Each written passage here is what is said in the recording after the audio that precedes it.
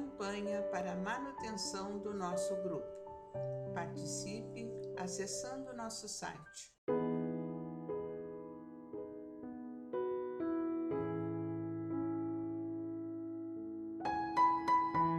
Olá, queridos irmãos, sejam todos bem-vindos ao canal do Grupo Espírita Francisco Xavier.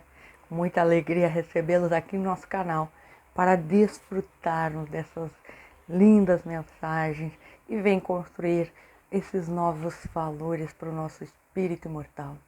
Então hoje, continuando nossa leitura na obra Seara dos Médiuns, Psicografia de Chico Xavier, Mensagens de Emmanuel, nos caiu hoje o capítulo 30, essas outras mediunidades.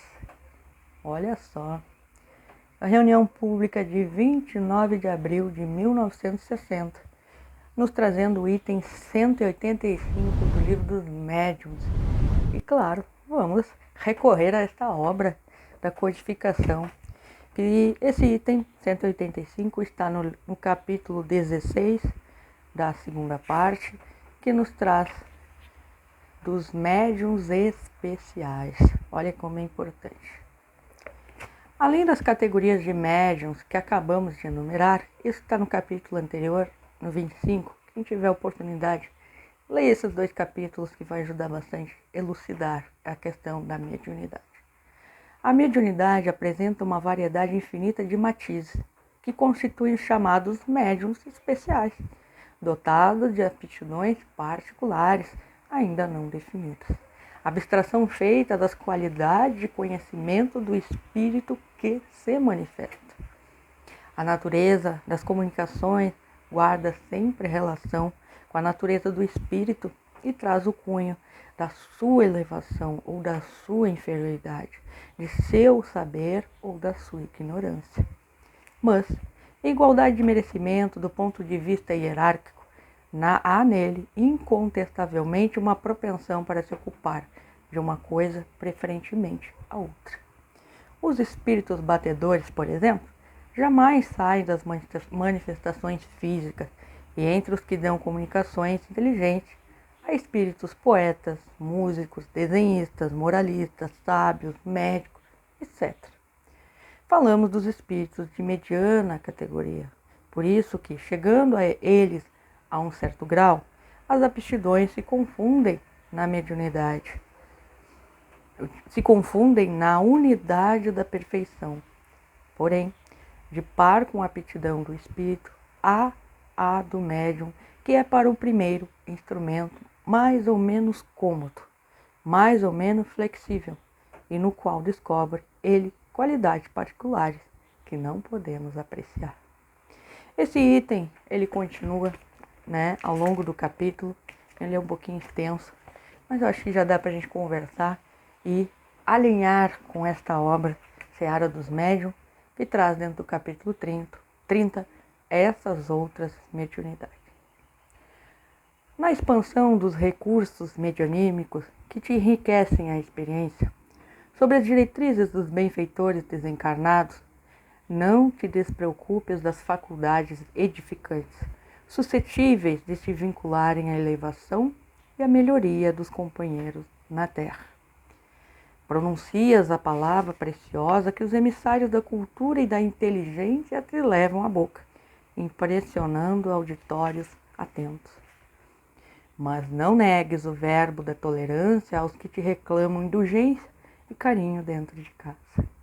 Doutrinas eficientemente os espíritos transviados nas sombras da viciação e do crime, transmitindo conselhos e avisos da esfera superior. Não recuses, porém, a conversação amorosa e paciente aos familiares, ainda confinados à ignorância e à perturbação. Escreves a frase correta para o entendimento do público sob a influência de instrutores domiciliados no plano maior. Grava, entretanto, no próprio caminho a sinalização do bom exemplo, induzindo os semelhantes a que nobilitem a própria experiência, a própria existência. Contemplas quadros prodigiosos através clara evidência, caindo em êxtase ante as alegrias sublimes que observa, por antecipação, na glória espiritual. Não ouvides, contudo, fitar as chagas do que padece, estendendo até eles migalhas do teu conforto por mensagem de auxílio. Escuta as vozes comovedoras do grande além, delas fazendo narrativas surpreendentes para os que te admiram as incursões no país do inabitual. Busca, no entretanto, ouvir as aflições dos irmãos sofredores, aprendendo a ser útil. Estende as mãos fraternas no passe balsamizante em favor dos que te procuram sedentos de alívio. Não furtes, porém, os braços prestimosos ao trabalho de cooperação espontânea junto daqueles a que o Senhor te confiou na intimidade doméstica. Atende às faculdades múltiplas pelas quais se evidencie a bondade dos mensageiros divinos, mas não desdenhe essas outras mediunidades tantas vezes esquecidas da renúncia e da paciência, da humildade e do serviço, da prudência e da lealdade, do devotamento e da correção, em que possas mostrar os teus préstimos diante daqueles que te partilham a luta, porque somente assim serás suporte firme da luz e chama da própria luz. Que linda mensagem! Muito profunda, muito tocante para o nosso espírito. Entendermos, irmãos, dentro dessas nossas reflexões, à luz da obra, o livro dos médiuns, que nenhuma mediunidade é igual à outra. Que todos nós temos as suas particularidades. E, naturalmente, a nossa mediunidade, tendo as suas particularidades, tendo as suas potencialidades, não podemos esquecer que a utilização dela não está nas grandes questões, nas grandes coisas. Não está somente dentro de um trabalho mediúnico, por exemplo, dentro de uma casa espírita. Não, nós somos médiuns 24 horas por dia. Então, não podemos nos esquecer de que tudo aquilo que nos acontece no nosso dia são oportunidades de exercitarmos a nossa mediunidade, de utilizarmos dela em proveito do nosso próximo, de utilizarmos dela de uma forma consciente, de uma forma equilibrada e principalmente sendo conduzida pela moral do Cristo.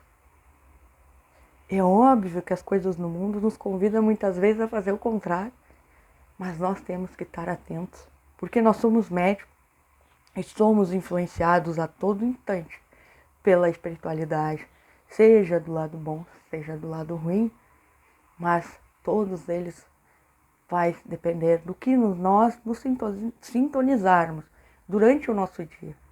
E se queremos nos sintonizar com coisas boas, procuremos elevar o nosso pensamento para que sejamos esse instrumento de paciência, de resignação, de amparo a todos aqueles que nos cercam. Muito obrigada, irmãos. Fiquem com Deus. Até a próxima. Campanha para a manutenção do nosso grupo. Participe acessando nosso site